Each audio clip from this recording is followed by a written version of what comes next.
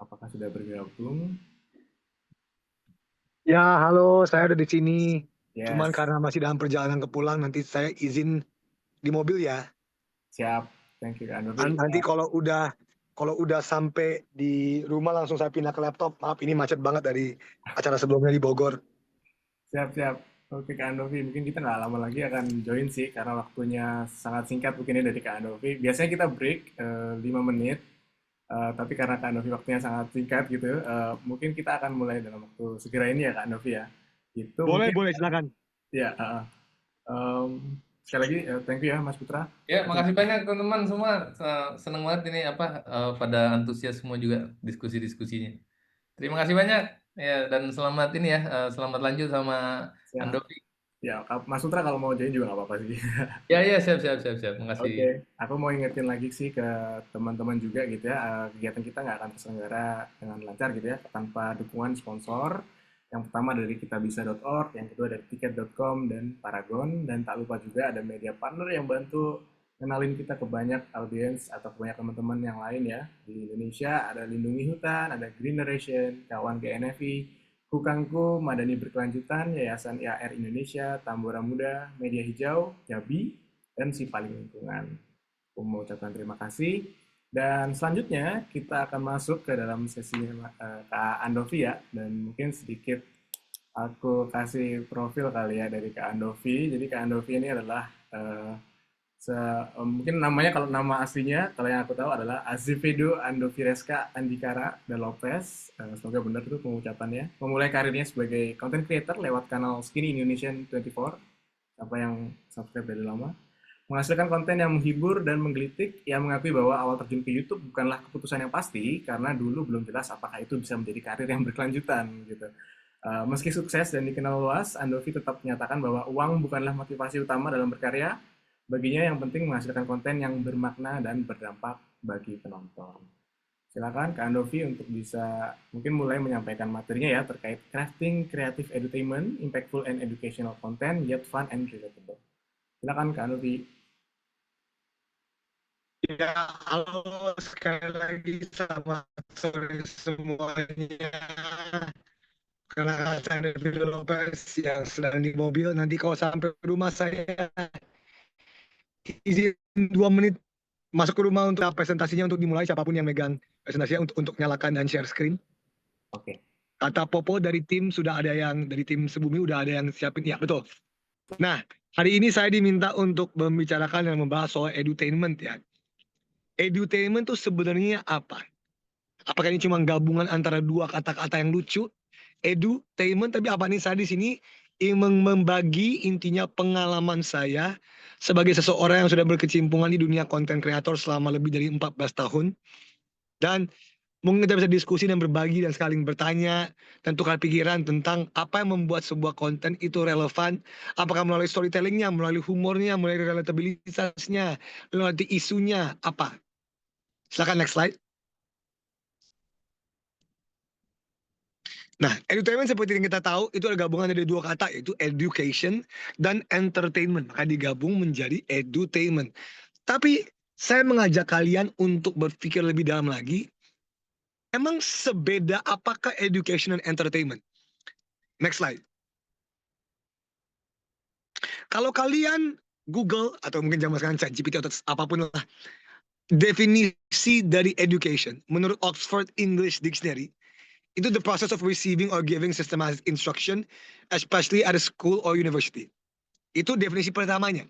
Tapi lucunya, yang saya ambil dan saya highlight, dan saya bikin di bold, itu adalah definisi yang keduanya.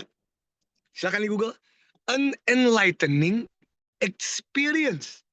Bahkan nggak ngomong soal instruksi, pendidikan, buku, enggak. Experience yang enlightening. Nah, ini sangat-sangat menarik. Ini official, ini official arti ya. Ini translation official and enlightening experience. Ini sebuah pengalaman yang kalau dalam bahasa Indonesia mungkin ada yang bisa bantu saya di sini. An enlightening itu segala hal yang membuka mata, memberi cahaya, memberi wawasan, memberi perspektif yang baru. Itu namanya enlightening. Next. Nah, sekarang saya balik ke entertain. Education saya keep dulu ya. Nah, entertainment. Saya ingin bertanya dan silakan di sini ada yang bisa chat. Saya tahu kan partisipan di sini bisa chat semua. Apa aja selain di slide ini yang membuat kalian terentertain? Saya tulis beberapa di sini. Ada humor, ada drama, ada sports, ada events, ada games, ada music, ada makanan, ada banyak. Saya mengajak kita semua di sini kalau kalian mau partisipan, writing, betul. Ada yang ngechat dari Nadia Putri, writing. Ada yang ngomong reading. Ada yang ngomong reading, ya reading masih banyak. Deep talking sama dia, hihi, oke siap. Farel Sajid ya, deep talking itu menarik. Dance, arts. Nah, kenapa saya kasih banyak opsi untuk hal-hal yang entertaining? Ada yang ngomong sastra, ada yang ngomong nyablon. Karena next slide, ini penting. Next slide. Karena banyak orang ngomong ke saya, ini education bukanlah entertainment. Education to education, entertainment to entertainment. Education adalah proses yang lama yang secara konsisten kita harus melewati sesuatu yang susah, mau itu menghafal, mau mengkritik, membaca, menulis. Sangat entertainment adalah sesuatu di sisi yang lain secara filosofis yang membuat kita tidak berpikir. Banyak orang kan sering ngomong gini kan, lah ngapain kita nonton hal-hal bikin gue capek habis kerja, ngapain gue nonton drama bikin gue pikir, gue capek, gue habis sama keluarga seharian, taking care of family. Ngapain gue nonton sesuatu yang bikin gue mikir? Banyak orang ngomong gitu ke gue. Bang, udahlah bang, lucu-lucu aja, nggak usah bikin mikir. Udah, belajar. Gue capek belajar di sekolah. Ngapain pulang-pulang kita, malah kita nonton satu yang bikin kita mikir. Jadi apakah education tidak sama dengan entertainment? Next. Justru, seperti yang saya tadi ngomong, apa definisi education tadi? An enlightening experience. Bahkan dari definisinya saja bisa kita argue bahwa education adalah entertainment. Itu argumennya. Karena seperti yang tadi saya point out tadi, yang tadi kalian semua ngomong, humor, drama, sports, events, games, musik, deep talking, dansa, nyablon. Bukankah itu semua an enlightening experience? Bukankah itu semua sebuah pengalaman yang memberi kita wawasan yang baru, memberi cahaya terhadap sesuatu, membuat kita bahagia? Bukankah itu leaving lasting impression sehingga kita mendapatkan enlightening experience? Jadi kalau kalian nggak percaya sama saya, salahkan Oxford English Dictionary yang bilang bahwa education adalah justru an enlightening experience. Dan seperti yang kita semua tahu pada hakikatnya, entertainment, mau itu humor, drama, sports, event, game, musik, dansa, mereka semua adalah experience yang mengenlighten kita. Kenapa ini penting saya 5 menit pertama ngomong soal ini? Karena ada sebuah paradigma, ada sebuah pemikiran bahwa education tidak sama dengan entertainment. Dan saya mau meluruskan bukan dari analogi doang, saya meluruskan secara definisi. Bahwa hal-hal yang membuat kita tertarik, hal-hal yang membuat kita bahagia, hal-hal yang membuat kita entertain adalah sebuah enlightening experience, sehingga hal tersebut adalah education. Next. Nah, tapi untuk hari ini seperti yang saya diminta oleh Sebumi dan Iben, teman saya Iben ada di sini ya Ben. Ben, say hi if you call di sini. Hadir. Itu dia Iben. Sorry ya bro, gue di mobil karena bentar lagi nyampe rumah. Lanjut tuh. Habis acara dari IPB, ngomongin MBG. Oke, tapi nanti. Wah, itu harus lanjut tuh kita diskusi itu. Itu harus lanjut. Ngomongin MBG di IPB sesuai pengalaman gue kemarin yang kita ke NTT, tapi nanti. Hari ini gue mau fokus sama bagaimana cara kita memakai bridge, jembatan, untuk memfokuskan salah satu hal. Tadi kan ada drama, ada sports. Gue mau fokus pada humor. Humor, bagaimana bisa digunakan untuk membridge suatu isu. Next slide. Nah, kalau kita ngomong soal education dan humor, menurut gue ada banyak contoh. Gue ambil contoh pribadi gue. Gue sering bikin sketsa. Gue sering bikin satir. Banyak humor stand up komedi. Menurut gue justru, gue mempunyai sebuah argumen atau sebuah hipotesa bahwa humor bisa menjadi ibaratnya analogi jarum untuk memasukkan education ke topik apapun, ke siapapun. Humor bisa menjadi jembatan pertamanya, humor bisa menjadi hal pertama yang justru menusuk untuk memulai penyebaran edukasi. Ibaratnya kalau kita mikirin jarum, humor tuh jarumnya, isinya ditusuk dulu, sehingga edukasinya apapun cairan di dalamnya masuk ke tubuh kita. Nah, saya mengambil beberapa contoh. Next slide, ini saya harap bisa dimainkan. Ini next video, wah ini, nah oke. Next video sebelum dimainkan, saya mau kasih konteks dulu. Ini adalah grup, back, ya. Ini adalah grup namanya RDC World. Mereka bukan environmentalist, mereka bukan aktivis, mereka bukan apa-apa. Mereka adalah comedy humor group dari Amerika. Mereka sering buat sketsa. Dan satu sketsa mereka terlucu menurut saya dan menohok adalah sketsa mereka tentang how scientists gonna act when the climate finally messes up the earth, atau bagaimana para ilmuwan akan beraksi ketika climate change benar-benar menghancurkan dunia. Silakan dimainkan videonya, loudspeaker dengan suara, semoga suaranya ada. Ya, maaf ya, emang ini masalah ini. Ya. Kita Semoga bisa ya. Hmm. Ya, silakan. Confusing. Hey, all right, guys. People are dying right now. There's like toxins in the air, pollution. People are talking. We need y'all help right now. Oh my god. It wasn't that shoe that And was the standing up monkey. there. I was so What are y'all talking about? Hey, I just said people are dying right now. like there's red particles falling from the sky. Yes. And like people are just like falling over. Exactly. Right. Oh, that's early. Yeah, That it is is pretty early. early. I thought it was having like 45 minutes. Exactly. Yeah, Yeah, man. Wait, 45. What are y'all talking about? My family's dying right now. Come on, please. That's Oh, why. he said it. That's He why said he it. cares. No, they only care Hey, about you, the chairs. you didn't read that article in 1999 where it said if we don't stop doing it to the climate, people are gonna die? I mean, no, I gotta print it out right here. Hey, read it now. What the? Read it now. Hey, what about his from 2005? Hey, Did you read that what the one? fuck? Huh? Or what about his from 2015? What is it? And then we wrote a whole book. We wasted our time in 2022. What the fuck? Y'all didn't read none of that, huh? Hey, Yeah, it's too late now. You know when you could help? You know when you could help? In 1999 when I wrote the article. Well, that's the past. This is now. Carbon footprint too big. No, ozone layer's being depleted. Sorry, guys. Those ice caps are gone, right? Exactly. Yeah, there's no more animals. No. Oceans are gone. Yes. Yeah, you guys fucked up this time. Man, You know it's on you. is red. Oh, actually, no lie. I have a plan. What? Yeah, cool. We made these masks. We not only fighting wars, we made these masks for us and our family, but y'all didn't fund them, so we did it with our own money. This is all we can make. Okay, we'll give y'all some more money. Oh, well, yeah, we'll take that. So give it to us in about 10 minutes and we'll start making them. Okay, cool. But too much y'all gonna be dead in like 4 seconds. 4 seconds. What are you talking Yeah, because the toxins are coming through the... Okay, give us the mask. Give us the mask. Oh, Come on. hey, those balloons that y'all making at the last second, those were good, man. Good shit. Give us the mask. It's above us, guys. No, we gotta watch that again. Watch it again. Hey, there's nobody at the movies, man. I know, everyone right over my head. Jadi teman-teman, itu adalah satu sketsa dan satir komedi lucu dari RDC World. Kenapa saya tunjukkan itu sebagai contoh? Karena seperti yang kalian tahu, itu premisnya simple. 3 scientists yang udah dari tahun 1999 ngomong ke pemerintah, ini nih negara ini hancur loh. Tolong lakukan sesuatu.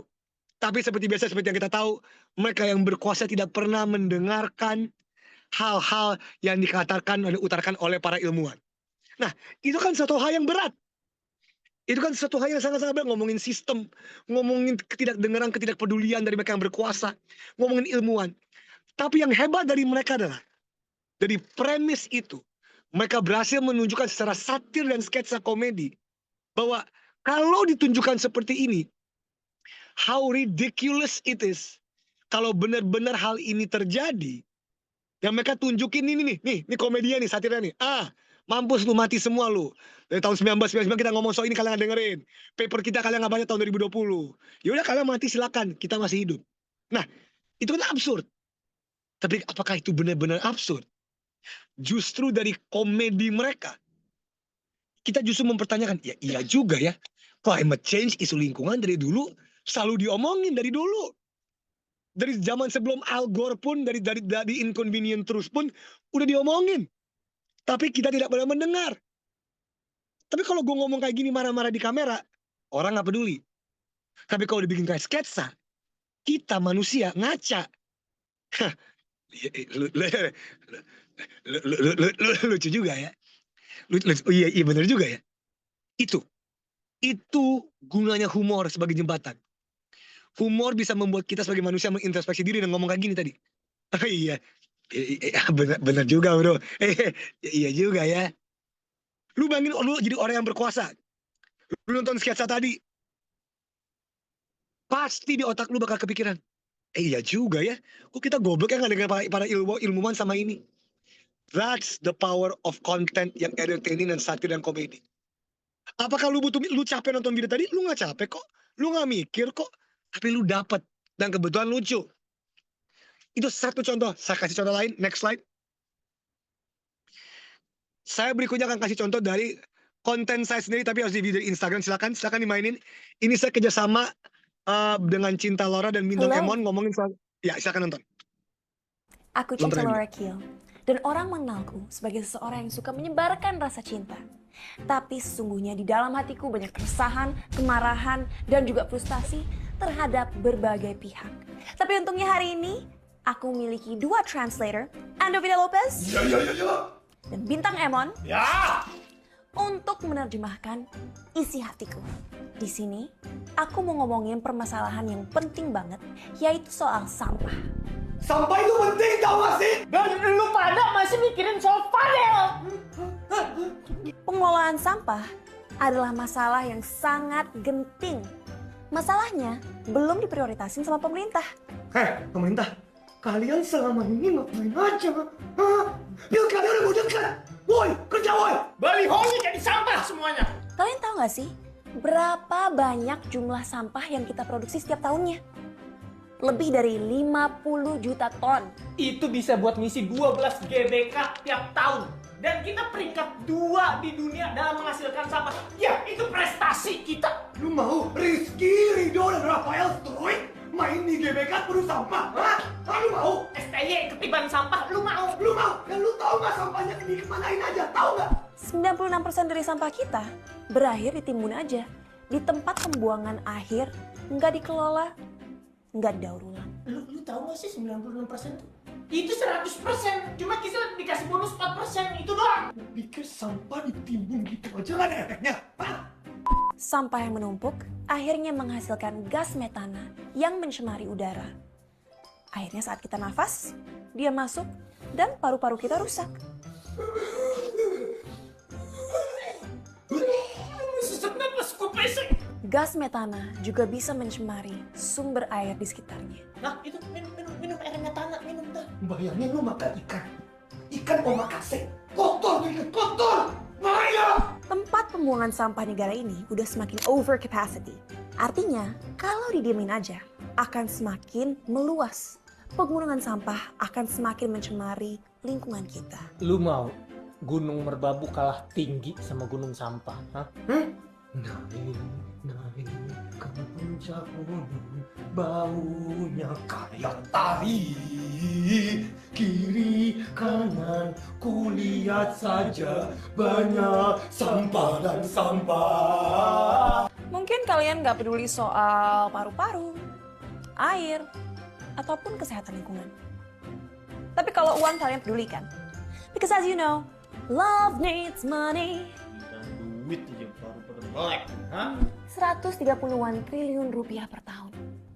Itu perkiraan dana yang bisa dihasilkan kalau pemerintah daerah mengelola sampah dengan baik untuk jadi listrik, bahan bakar, dan lain-lain. Selama ini kalian bilang kalian kekurangan dana, padahal dananya itu ada.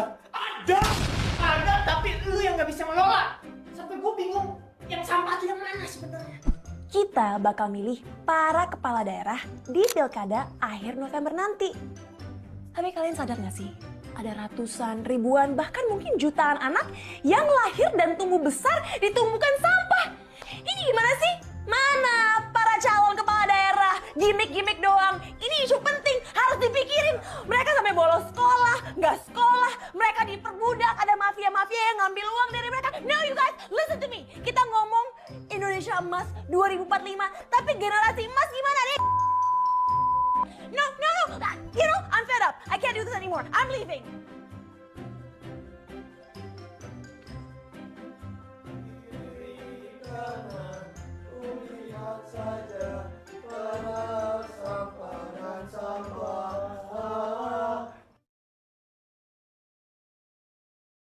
Iya, jadi itu guys, itu salah satu sketsa dan video yang saya upload di Instagram dan saya kolaborasi sama pas banget nyampe rumah bersama Cinta Laura dan Bintang Emon ngomongin soal sampah sebelum di pilkada. Nah, sebenarnya inti dari video itu apa? Intinya adalah waktu itu kita mau bikin sebuah kampanye untuk at least meraise awareness terhadap anak-anak muda. Masalah sampah ini tuh apa sih?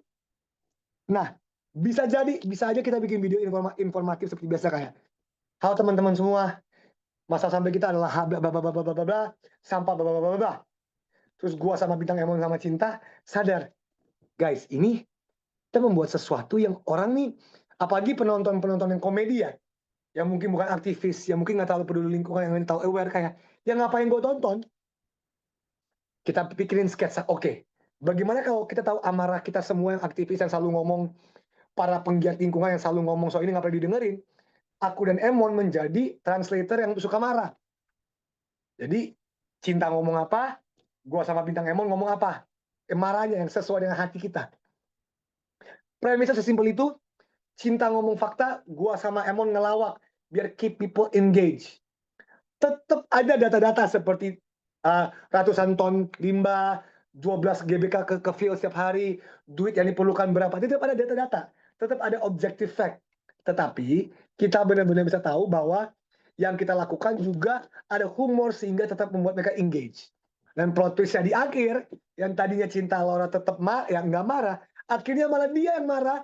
Dan aku sama Bintang Emon yang memilih mereka untuk ngasih tahu Cinta untuk nggak marah. Ini contoh aja guys. Ini contoh sketsa yang dibuat. Dan komedi dan humor bisa menjadi bridge. Next, silakan. Nah, sekarang pertanyaannya begini. Isu serius dibercandain. Bukankah itu sebuah paradoks? Sebuah juxtaposition? Lu bisa ngomong hal-hal yang penting di dunia ini seperti climate change. Kok lu bercandain? Gimana kalau orang nganggap ini sebagai serius? Next. Kalau ada yang tahu foto ini, gue mau jelasin dulu. Setiap kali ada orang ngomong ke gue soal isu serius dibercandain, gue selalu ingin mengasih tahu cerita dan sejarah komedi atau humor di dunia. Humor itu udah ada semenjak manusia udah ada. Manusia suka tertawa. Tapi tahukah kalian bahwa humor itu satu-satunya cara yang efektif ketika manusia tinggal di zaman-zaman kerajaan, empires, emperors, sultan, segala macam.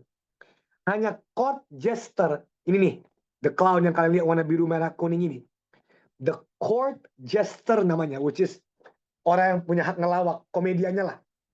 Yang di saat itu bisa ngelawak dan make fun of issues in front of the king.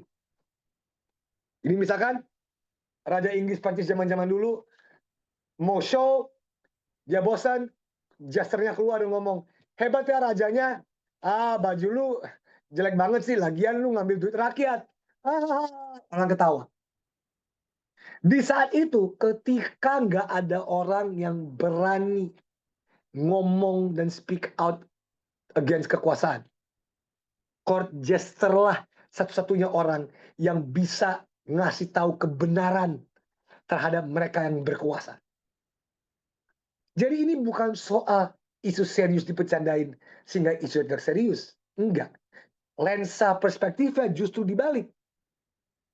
Ketika ada isu serius dan tidak ada yang mau mendengar dan tidak ada yang mau melaksanakan apapun terhadap isu tersebut, butuh humor untuk memecahkan ketidakberanian untuk men-tackle isu tersebut yang mungkin terlalu berat. Perspektifnya diubah. Mindsetnya ke shift. Jadi, bisa kita bilang bahwa humor itu bukan soal kita menggampangkan sebuah isu. Humor adalah ketika kita memakai itu sebagai alat untuk membuat orang bisa mendengarkan isu-isu yang penting sehingga isu serius itu didengarkan. Next. Oke. Ini kita nggak usah mainin trailernya, nggak usah dimainin. Tapi kalau kalian tahu, ini adalah filmnya Leonardo DiCaprio yang rilis sekitar 2 tahun lalu namanya Don't Look Up. Kalau udah ada yang nonton, silakan komen atau kasih emoji. Don't Look Up, ini kayak versi sketsa tadi nih. versi sketsanya RDC World yang tadi, versi Leonardo DiCaprio lebih mahal Netflix film 3 jam. Ini menunjukkan bahwa film pun, ini lucu banget BTW, silahkan kalian nonton di Netflix kalau kalian ada waktunya. Ini ceritain soal ada meteor yang bakal jatuh ke bumi. Semua ilmuwan udah ngomong meteornya bakal jatuh ke bumi, nggak didengerin. Padahal buktinya jelas-jelas nyata. Sampai mereka semua meninggal karena meteor. Itu ada sebuah analogi terhadap climate change, isu lingkungan. Mungkin isu lingkungan tidak terlihat sejelas tanda kutip meteor, tapi mereka memakai sebuah analogi itu untuk membuat bahwa ini ada real problem. Look at it. Banyak anak-anak muda nonton film ini kayak, oh iya ya, sadar. Ini real issue. Ini itu, contoh. Next. Nah, sekarang pertanyaan gue gini. Bang, apakah harus selalu humor? Gue nggak lucu. Bang, aduh, gue kayaknya lebih ke drama. Bang, gue lebih ke masak. Gue lebih ke whatever. Nah, next. Menurut gue, the key to making relevant content, salah satunya, adalah nggak harus selalu humor. Tapi adalah relatability yang terjadi ketika lu mengasih tahu ini experience lu lewat lensa kacamata lu sendiri. Lucu nggak lucu, nggak masalah. Kuncinya adalah relatability. Salah satu. Ada banyak. Menurut gue yang works kalau kita ngomong konten terus storytelling, mau lewat short form, long form, sketsa apapun. Ini nge-relate lagi sama masyarakat. Karena kalau kita ngomong terlalu tinggi, kalau kita ngomong soal, ya kalian tahu nggak sih bahwa secara matematika, bla bla bla bla bla, S-nya udah tuh, terkadang kejauhan. The best storytellers itu bisa membawa hal yang jauh menjadi dekat. Tapi itu susah. How do you do it? You take something that relates to you closely. Contoh yang sampah tadi sama Cinta Laura. Gua dan penonton gua mungkin nggak terlalu kenceng di isu lingkungan. Tapi gua dan penonton gua sangat dekat dengan isu pemilu. Makanya yang soal sampah tadi, gua bawa tuh pilkada. Ini semua gubernur lagi pada pilkada nggak ada ngomongin sampah nih. Jadi gua masuk apa yang relatable ke audiens gua dan diri gua sendiri yang lebih mungkin fokus pada pemilu untuk menggaitkan dengan isu lingkungan, yaitu saat ini sampah. Jadi nggak harus selalu humor. Gak harus selalu hal yang jauh. Dan kalau memang nggak isu lingkungan kan aspeknya banyak. Kayak kemarin aja, gue sama Iben, sama Sebumi, kita pergi ke NTT, ketemu sama Diki yang membuat banyak makanan-makanan lokal dari pangan NTT. Dan di situ gue kebuka. Waduh, isu lingkungan itu dari segi aspek makanan pangan itu penting loh. Gue nggak pernah masak, gue nggak ngerti makanan, tapi gue orang NTT. Gue sebagai orang NTT, gue relate. Kenapa nggak kita makan ubi ya? Kenapa kita pakai jagung ya? Kenapa kita impor nasi ya? Ini kan juga efek dampaknya selain terhadap kesehatan dan lingkungan juga. Kenapa kita nggak bisa produksi pangan lokal dengan ubi-ubi, jagung-jagungan, dan singkongan-singkongan kita, umbi-umbian kita? Gue nggak ngerti makanan. Ya, Diki Senda dari Lakuatku Jawas. Terima kasih. Dari Lakuatku Jawas. Kalian tahu Google dia, search dia di Instagram juga. Nah, relatability dari gue tuh nggak di makanannya, tapi sebagai sesama orang NTT. Jadi gue masuk dari lensa itu untuk menceritakan storytelling gue sebagai orang NTT nggak sadar bahwa makanan kita tuh se-diverse ini loh, pangan kita, lokal kita. Nah, itu bisa kita masukin ke isu lingkungan. Jadi intinya, find what relates to you. Itu kuncinya. Next. Nih, contoh. Ini konten kreator zaman gue ya. Mau kalian mengkritiki mereka, mau kalian mengkritiki Pandawara, mau kalian mengkritiki Jeremy Owen. Menurut gue, mereka berhasil dengan cara mereka masing-masing. Ada yang nggak setuju, ada yang tidak setuju, ada yang suka, ada yang nggak suka. It's fine. Tapi pada kenyataannya adalah Pandawara dan Jeremy Owen membawa awareness dan sense of urgency ke generasi muda sekarang. Terkadang, sebagai aktivis lingkungan atau storyteller, kita terlalu merasa, enggak, harus pakai cara gue. Harus pakai cara gue nggak mau tahu. Ada banyak cara di luar sana. Gue punya analogi, Di sebuah perang, ketika kita melawan musuh, ada banyak role-role yang diambil. Ada yang jadi sniper, ada yang jadi infantry, ada yang jadi medic, ada yang jadi general, ada yang air support, ada yang artileri. Nah, mereka semua tujuannya sama, mengalahkan musuh. Dengan cara yang super berbeda. Emang medic di lapangan mukul-mukul tembak-tembak orang? Enggak. Emang sniper turun ke bawah ke infanteri? Bayangin lu jadi infanteri atau prajurit. Ya elah, sniper, lu gak ada guna. Lu gak capek kan kayak kita turun ke pantai, lawan mereka, ini pantai gue ngomongin World War II, Omaha Beach ya, referensinya. Kita turun ke pantai, lawan Jerman, lawan Nazi. Lu sniper dari atas aja, lu gak rasa sakit kayak kita. Kalau kita lihat dalam lensa seperti itu, gak ada perjuangan yang akan berhasil. Gak ada. Semua orang punya job, kritik, dan tugas masing-masing. Apakah terkadang kita bisa mengkritik, sniper, lu gak bener kerjaannya, silakan. Infantry commander, lu gak bener kerjaannya, silakan. Tapi ingat tujuan kita sama. Gue meminta kepada kita semua sesama storyteller di sini, sesama ini, kita jangan menjudge cara orang lain. Apalagi kalau tujuannya sama. Boleh kita belajar dari cara orang lain, boleh kita masukkan dan kasih kritik. Bang Dovi, menurut gue video sampah lu nih kurang yang sama Cinta Laura. Menurut gue kurang, silakan. Fine. Tapi just so you know, we're all on the same team. Dan yang gue kasih contoh kepada Pandawara Group dan Jeremy Owen temen gue. Next. Nih, gue nunjuk-nunjuk nih. Baik aja tadi. The best way to storytell, the best way menurut gue adalah tarik sesuatu yang benar-benar deket ke elu. Dan indahnya adalah ketika kita menarik sesuatu yang dekat ke elu, nggak ada yang bisa mempertanyakan genuinitasnya. Orang paham, gue nggak ngerti makanan. Orang paham, gue nggak ngerti umbi-umbi, singkong, gue nggak ngerti, ubi, gue nggak ngerti.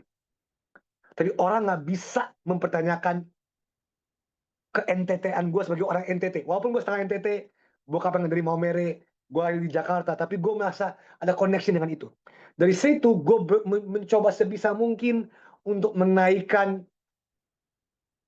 awareness terhadap makanan-makanan umbi laut. Dan tadi aja di IPB, gue ngomong soal ini. Di IPB, literally di Institut Pertanian Bogor, gue ngomong soal, guys, gue belajar banget. Jadi gue gini, kenapa sih kita nggak ngomong soal bahas pangan lokal? Bayangin, dari satu pengalaman eksperimen gue aja, gue bisa meng-sharing ke 300 anak IPB yang notabene-nya belajar soal ini. Jadi, iya gue gak ngerti makanan, tapi storytelling is all about how you convey your message. Next. Nah, sekarang pertanyaan yang paling penting. Tapi bang, impactful gak sih? Ini dia. Bang, video sampah lu tadi sama Cinta Laura, impactful gak sih? Bang, video RDC World tadi yang scientist sama itu impactful gak sih? Bang, Netflix tadi Don't Look Up impactful gak sih? Bang, Jeremy Owen, gue mau kerja ke next slide. Ada yang tahu ini apa? Ini adalah visible spectrum dari cahaya. There's a UV light, there's a infrared light. Terus tengahnya ada warna-warna violet, blue, cyan, green, yellow, orange, red. Dengan berbagai hitungan. Gue melihat impact itu sebagai sebuah spektrum. Ada yang kalau kita lihat di kiri ke UV yang warna ungu. Ada yang untuk naikin awareness. Ada yang dari spektrum kanan. Ada yang benar-benar membuat kebijakan sehingga kebijakan ini harus di-enforce dan harus diawasi oleh pemerintah sehingga mengefek sesuatu dan memberi impact yang benar-benar tanda kutip jelas, memberi perubahan yang signifikan secara sistematis. Tentu kita semua mau di kanan. Tentu. Tapi nggak semua dari kita bisa mempunyai kapabilitas menjadi infrared. Kebanyakan dari kita mungkin bisa hanya di UV. And it's okay. Yang parah adalah ketika bahkan lu nggak ada di spektrum ini. Tentu kita semua harus berjuang untuk kalau kita di UV, kita membuat konten yang impact-nya bisa lebih ke kanan nih, ke infrared.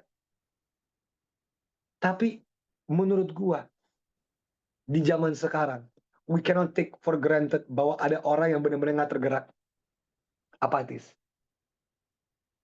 Lu bikin konten apapun, berhasil membuat orang apatis menjadi setengah. Ya, thank you Papa Rosso, bener. Kalau nggak dari spektrum ini parah. Ini spektrum light, tapi analoginya adalah spektrum impactful. Tapi intinya, kalau lu bisa mengubah seorang apatis terhadap lingkungan nih, apatis nih. Lu bikin konten apapun dengan gaya lu sendiri, jadi apatis menjadi setengah apatis. Mungkin bagi banyak orang yang di kanan, wah nggak ada gunanya lu. Bagi gue berguna. Ingat, masyarakat dunia yang seyogianya harus memang ada di infrared, yang peduli dengan masalah lingkungan, isu lingkungan apapun itu.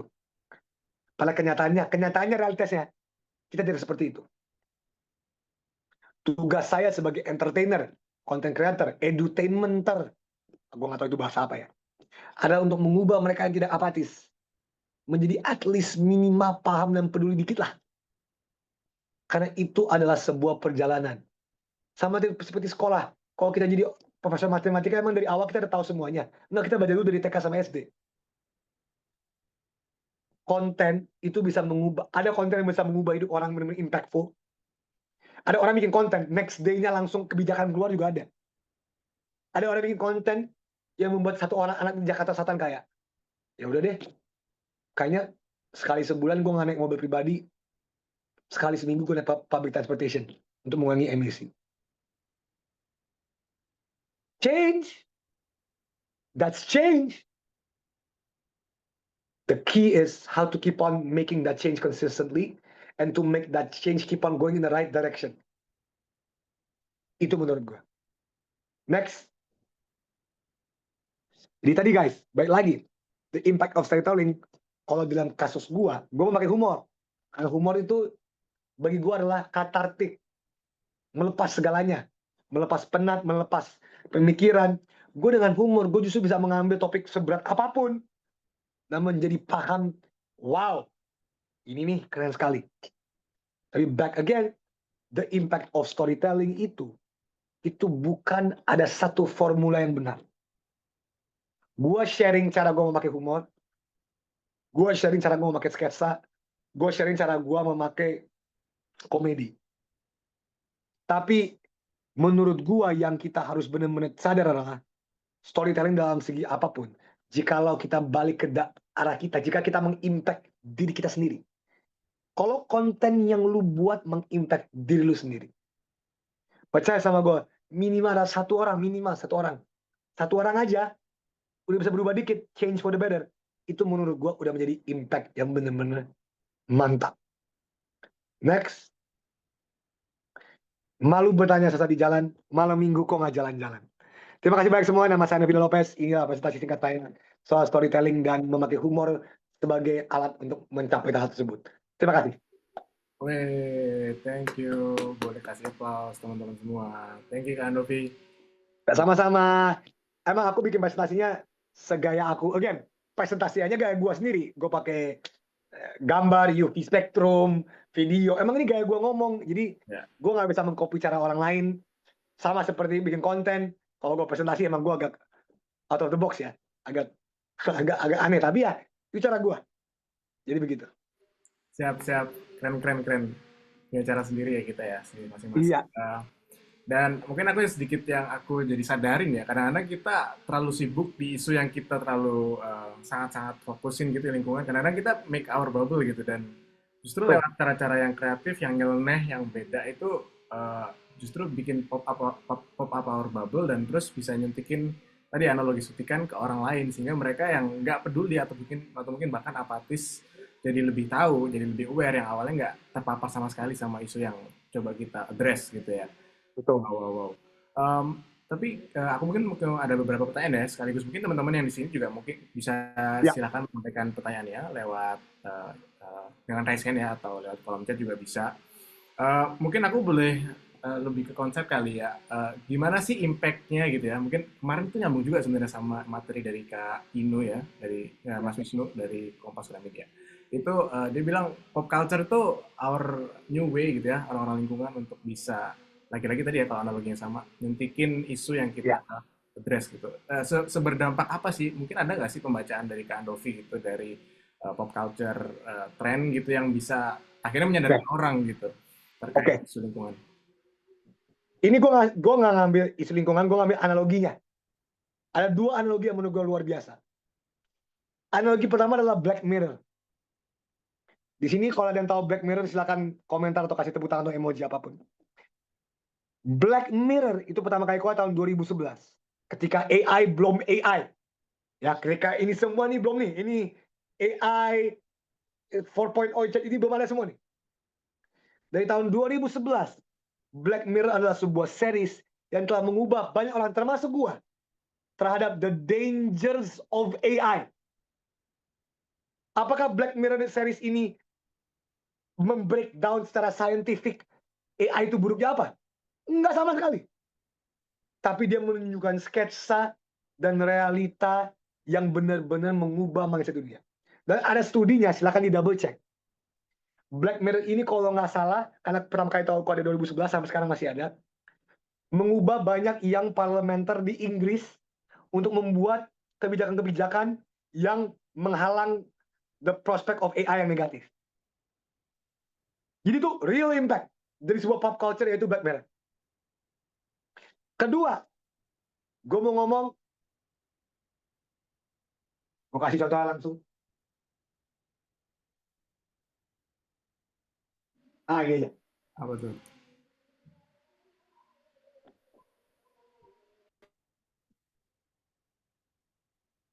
Kita semua tahu, ini menjadi simbol pergerakan kebebasan bukan hanya di Indonesia. Di dunia. Di dunia. Emang Luffy tahu masalah-masalah Indonesia? Emang One Piece tahu masalah-masalah di Nepal?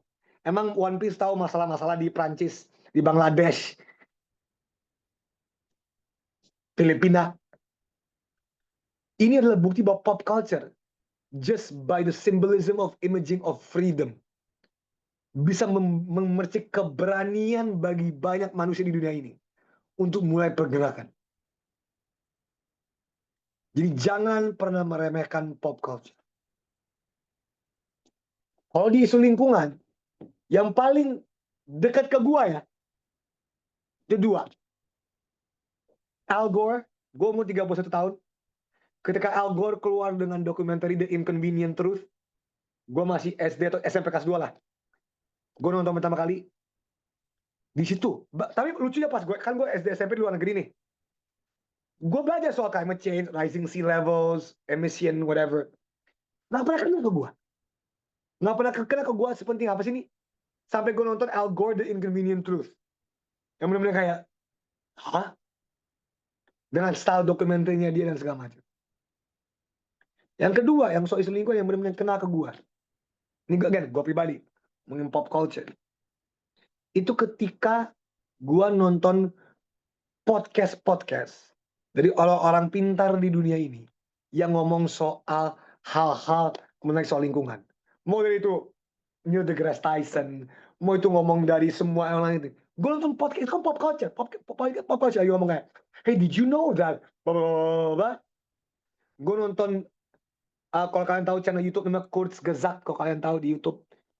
Kurzgesagt dengan animasinya menggambarkan how climate change really matters.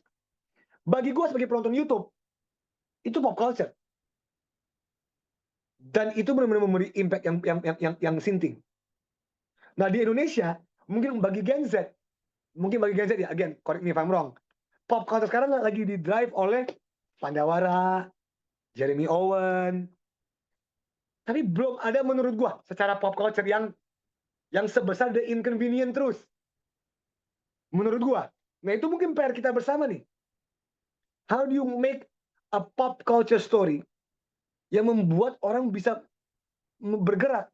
Nah itu tuh, itu PR kita semua yang gue juga nggak tahu. Kalau kita ngomong spesifik soal isu lingkungan. Gue balikin dulu komik One Piece gue, terima kasih.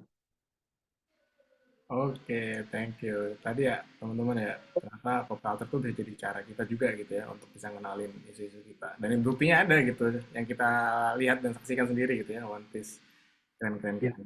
Oke, mungkin pertanyaan berikutnya ini lebih ke dari beberapa referensi ya. Tadi kan yang Ya. dari beberapa dari luar gitu ke Andovi. Ya. Kalau di Indonesia tuh aku nggak tahu ya, dari sebelumnya juga aku ngerasa kalau susah gitu mau bikin orang Indonesia yang sayangnya sebenarnya kan kita kaya gitu ya sama lingkungan dan sangat apa ya sekitar kita banget lah, kita mau wisata gampang banget gitu, tapi kok susah banget bikin orang tuh aware bahkan noleh sama kita gitu. Kalau menurut Kak Andovi sendiri nih mungkin nyambungnya sama target audience kita yang mungkin nggak banyak atau penduduk kita nggak banyak sadar terkait isu lingkungan itu. Kenapa menurut Kak Andovi kenapa sih kita nggak sesadar itu atau sepeduli itu sama lingkungan? Karena menurut gua ada dua hal. Ada permasalahan struktural, di mana kalau basisnya orang Eropa itu, gue ngomong ini karena gue sadar gue punya privilege pendidikan, gue sangat sadar hal tersebut. Gue dari SD belajar soal climate change. Again, gue nggak tahu apakah climate change diajarin di SD SMP Indonesia, gue nggak tahu. Tapi basis ilmiahnya itu diajarin nih. Pondasi strukturalnya udah diajarin nih. Oh, ini piramida, basisnya udah diajarin. Oh, CO2 levels are rising. Oh, kenapa? What's happening? Oh, emissions from metana. Oh, jadi ilmiahnya udah dapet. Sehingga basisnya, ingredients-nya udah ada. Pop culture ini tuh di atas piramidanya membuat kita menjadi memantik rasa kepeduliannya. Sedangkan di Indonesia itu kebalik. Banyak orang bikin video bagus, mau itu Pandawana, mau Jeremy Owen, mau itu banyak konten kreator yang keren. Tapi mayoritas mungkin nggak ada pondasinya. Oke, mungkin. Bagaimana kita memantik kepedulian terhadap sesuatu kalau pondasinya belum jalan? Waktu gue bikin video sampah kemarin, banyak orang yang komen loh, literally kayak gini. Lah, apa salahnya? Kan sampah dibuang langsung terurai. Maksud gue kan kayak, itu kan logika pemikiran dasar ya, bahwa iya sampah organik terurai ada waktunya. Tadi maksudnya kan plastik dan lain-lain kan ada jangka waktu yang sangat, tapi that's basic knowledge. Nah, PR-nya adalah, menurut gua, pendidikan kita pondasinya struktural nggak di situ. Again, nggak semua, tapi secara umum. Sekarang malah kita dibebani sebagai content creator dan storyteller untuk memberi ilmu ini sekaligus untuk memantik kepedulian. Which is two different things. Kalau lu bisa memantik kepedulian dengan udah ada basis ilmu dasar, jauh lebih gampang kerjaan kita. Tetapi pada faktanya adalah sekarang PR kita juga untuk nggak semua sampah itu terurai loh. Itu PR lagi nih. Dan mungkin perbedaannya kita sama, mungkin again, please disagree with me. Dari kacamata lensa perspektif gua, mungkin itu dasarnya aja kita belum secara society belum lengkap nih. Gimana kita mau pakai konten untuk peduli? Nggak usah jauh-jauh. Orang paling kenal gua soal pemilu. Orang paling kenal gua soal ngomong politik lah. Oke. Setiap kali gue bikin konten politik, misalkan gue ngomong kan, gue bikin sketsa lucu tentang putusan MK. Oh, sketsa lucu banget nih putusan MK. Oh, lucu. Masih banyak yang kayak, emang MK tuh ngapain? Kan itu kan, lu mau bikin premis lucu apapun, kalau pemahaman dasar untuk kayak, jadi PR nih. Nah mungkin Iben bisa setuju sama gua. Emang orang-orang berkuasa tuh nggak mau kita mempunyai kepintaran dasar di negara ini. Gimana lu mau tahu masalah apa dengan lingkungan di negara ini? Kalau lu tuh nggak tahu kalau nggak semua sampah itu terurai. Maksud gua tuh kan jump. Nah, apakah PR kita sekarang untuk menjelaskan bahwa semua sampah nggak terurai? Maybe. Tapi kan kalau gitu ya pemerintah kasih kita semua budget dong. Kalau kita kasih gitu, ya oke, lu mau kita edukasi dengan entertaining, the basic foundation of sampah misalkan. Ya, kasih kita infrastruktur, kasih kita logistik, kasih kita funds untuk paham, negara kita nggak paham. Ya udah, di luar negeri, kalian tahu nggak sih di luar negeri, mereka ngajarin konsep-konsep basic itu, ada Sesame Street, kok kalian tahu? Ada Sesame Street, ada banyak lah. acara-acara di luar, Blues Clues, acara luar negeri yang benar-benar mendasarkan, dan itu dari official channel pemerintah, namanya PBS lah. Kalau di Amerika namanya PBS. Jadi ada official channel pemerintah yang tujuannya untuk mengedukasi secara fun. Hey, welcome to Sesame Street. A, B, C, D. Nah, gua mungkin karena gua I didn't grow up here ya. Gua nggak melihat itu. Bisa jadi gua salah. Jadi itu sih, itu mungkin salah satu opini gua. Oke, thank you Kak Andovi. Berarti lebih ke ini ya, manusia-manusianya maksudnya yang memang belum punya basic knowledge terkait apa? Mungkin. Ya, mungkin.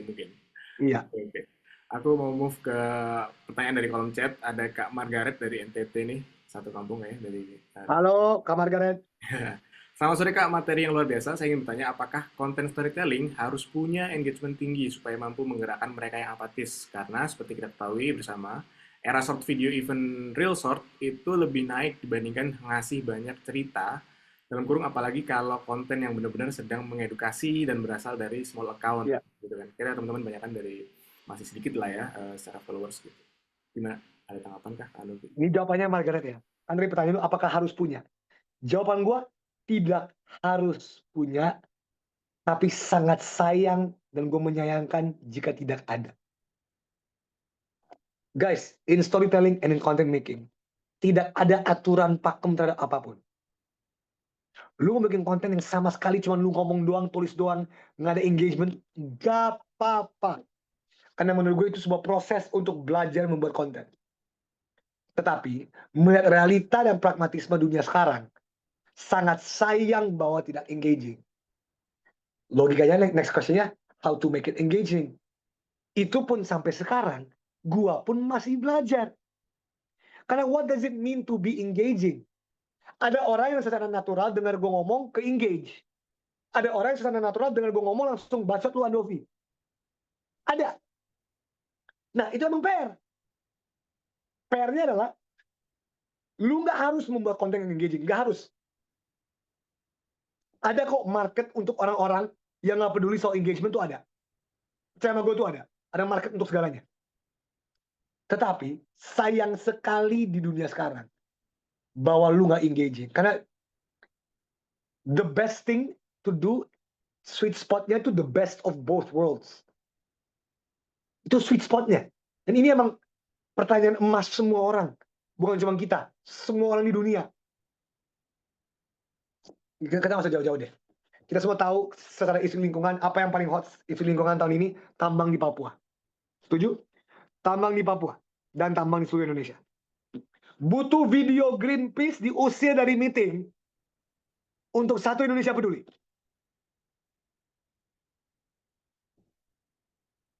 Maksud gue adalah, setuju atau nggak lu setuju lu dengan Greenpeace? Setuju atau nggak setuju lu dengan caranya? Itu cara engaging yang menghasilkan impact yang jelas. Ya walaupun Bahlil kasih izinnya balik lagi, kita nggak usah bahas itu lah. Tapi pada kenyataannya adalah, itu membuat movement yang didengarkan bahkan sampai presiden, dan bahkan berbagai izin dicabut. Again, walaupun gue tahu PT GAG dan lain-lainnya nggak dicabut. Again, not perfect, I understand. Tapi Greenpeace memakai engagement storytelling dan cara mereka sendiri untuk mengambil perhatian, karena attention is the new economy, guys. Attention is the new economy. Whether we like it or not. Gue juga nggak setuju ya, guys. Gue juga nggak setuju. Tapi ya, kenyataan. Greenpeace memakai video itu, dan kalau kalian sadar, format video Greenpeace yang dia masuk ke diusir, itu bukan, itu format video TikTok yang ada musik, yep, that's me. I wonder how I got here. Itu kan, itu format sangat TikTok sebenarnya, sangat Gen Z. Bayangin kalau mereka cuma buat video yang kayak gini, guys hari ini gue dikeluarin dari meeting ini, gue diusir. Lu paham nggak? Kontennya sama, konten sama persis. Hari ini kita memprotes izin tambang, tapi mereka memakai, yup, gue baru aja diusir. That's me. Mau tahu nggak ceritanya? Kayak, ya emang zamannya emang kayak gitu sekarang. Alangkah indahnya memang setelah video itu keluar, dikeluarkan video yang menjelaskan secara saintifik dan bla bla bla bahwa PT ini bla bla bla, nikel ini tambang ini bla bla bla. Tentu. Tapi Terkadang storyteller itu hanya bisa menjadi pemantik. Terkadang tugas kita pun pemantik. Again, gue bukan saintis. Yang bisa gue lakukan menjadi pemantik, sehingga orang-orang yang benar-benar pintar mikir. Gue tuh nggak pintar, gue cuma pintar untuk meng-convey message. Tapi lu tanya gue soal dampak pangan lokal dan CO2 levelnya emisinya itu, gue nggak tahu. Tapi gue tahu, wah ada orang pintar nih di Kisenda, di Lokosku Jawa nih. Gue ngomong nih ke orang-orang anak IPB. IPB bahkan pintar. Siapa tahu mereka kepantik. Oke, gue mau bikin ilmiahnya nih.